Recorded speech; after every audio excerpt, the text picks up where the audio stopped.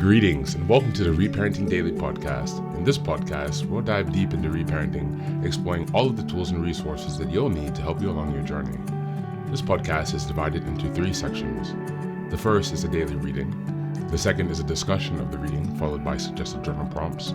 And the last section is a peaceful meditation for closing.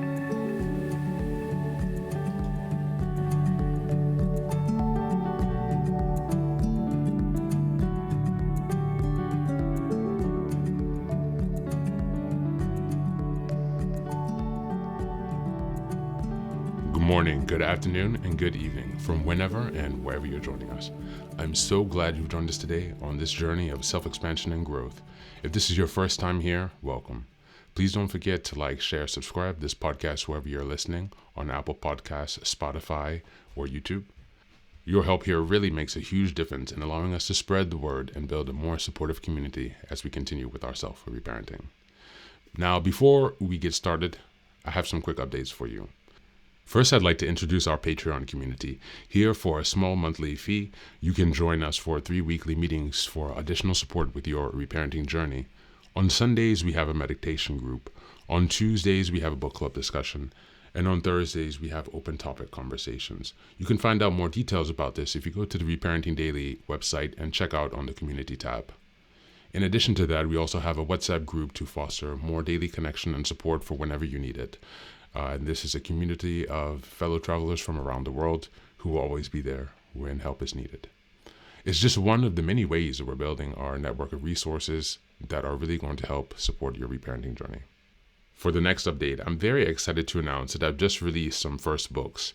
The first is probably the most important, and it's called the Reparenting Daily Journal. Now, this journal is a daily guide for 365 days of the year. We'll be starting in 2025, and basically each month corresponds to a theme in reparenting, and each week of each month corresponds to a sub-theme of the monthly theme. Now, from the beginning of the year, 2025, each daily episode will correspond with the themes in the daily workbooks. And so you can use this as a guide to work through your reparenting journey to stay focused, ensuring that you cover all of the most critical areas within a year's time.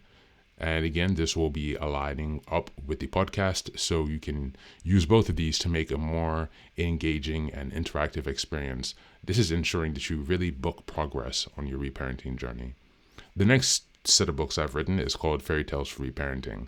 This is a collection of 3 books that contain short stories or fairy tales inspired from Jungian analysis, mythology, philosophy, and psychology that really is targeted to helping you connect to your inner child. And so these stories are very short. They're not very long. They're written in a very simple manner so that it's not too taxing on you, so you can more easily connect with the joy and fun of your inner child. More interestingly, however, is that at the end of each story, there's an analysis section that really analyzes the main themes and concepts within each story to provide encouragement and inspiration.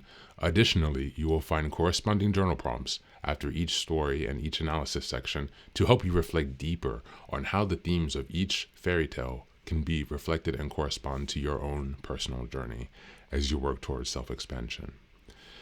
You can find all of these books now available on Amazon, so go ahead and give us a look and give us some support.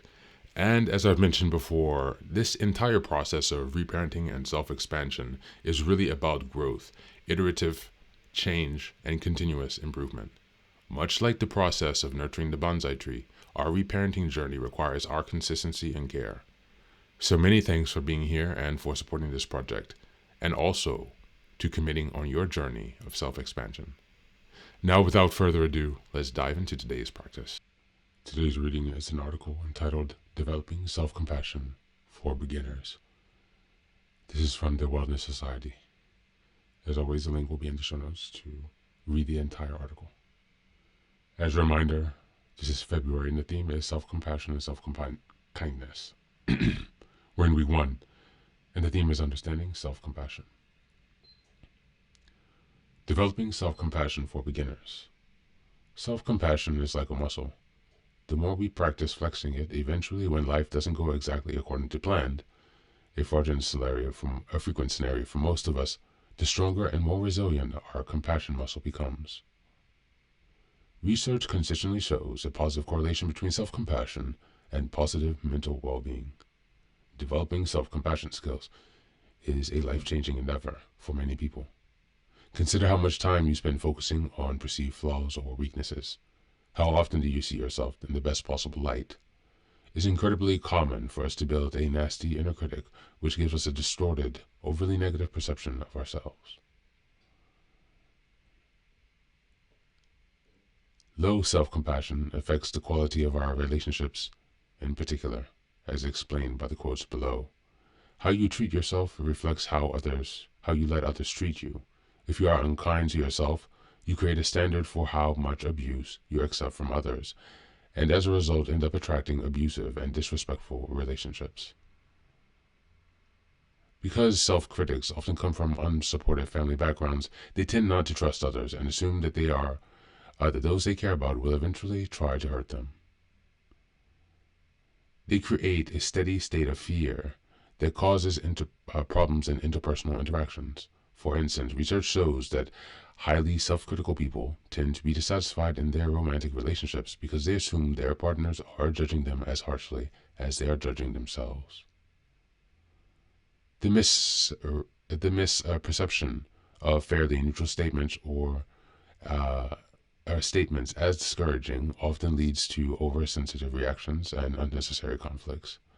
This means that self-critics often undermine the closest and supportiveness of the relationships that they so desperately seek.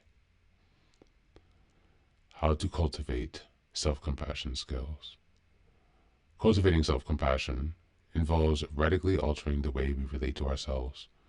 For those who have a history of being bullied or experience emotional neglect, building self-compassion can be challenging but absolutely life-changing. Training our mind to notice our inner critic and choose kinder responses is key to cultivating our self-compassion skills. For this reason, cultivating self-compassion skills goes hand in hand with developing mindfulness skills. Thank you, and that's the reading for today.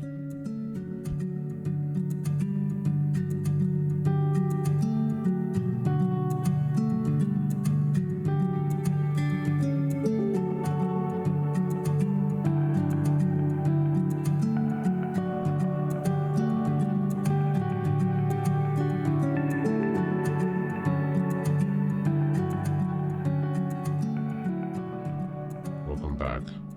This reading highlights the transformative power of self-compassion and its direct impact on mental well-being and relationships. It emphasizes that self-compassion is a skill that must be practiced, much like strengthening a muscle, and that our inner critic often distorts our self-perception. For those who grew up with highly critical caregivers, bullying, or emotional neglect, low self-compassion can lead to negative relationship patterns where they either accept maltreatment or struggle to trust others. This reinforces the importance of intentionally shifting how we relate to ourselves, replacing harsh self-judgment with more balance and kinder dialogue. This reading also stresses that self-compassion is not just an internal practice. It shapes how we interact with the world, impacting relationships we form and the treatment we accept. In the context of reparenting, this reading underscores the importance of rewriting our internal script, choosing self-kindness over self-criticism and self-trust over fear of judgment. Many of us unconsciously carry the voices of past criticisms, but by developing mindfulness and self-compassion skills, we can challenge these old narratives and create a new foundation for self-worth. Just as a good parent would encourage, nurture, and uplift their child, reparenting through self-compassion means becoming that source of kindness and encouragement for ourselves. This shift is life-changing, allowing us to break free from unhealthy patterns, improve our emotional resilience, and build more fulfilling, supportive relationships. As we go into the journal prompts, number 1, how does your inner critic speak to you? Write down some of its most common messages, and then rewrite them as if you were speaking to a beloved friend. Number 2, reflect on a time when self-judgment led to relationship difficulties. How might self-compassion have changed the situation? And number 3, what is one small way you can practice self-compassion today? Describe a situation where you often criticize yourself and how you can choose to be kinder, more understanding in response instead. That's it for today. Thanks for being here. As always, take care of yourself and do be well.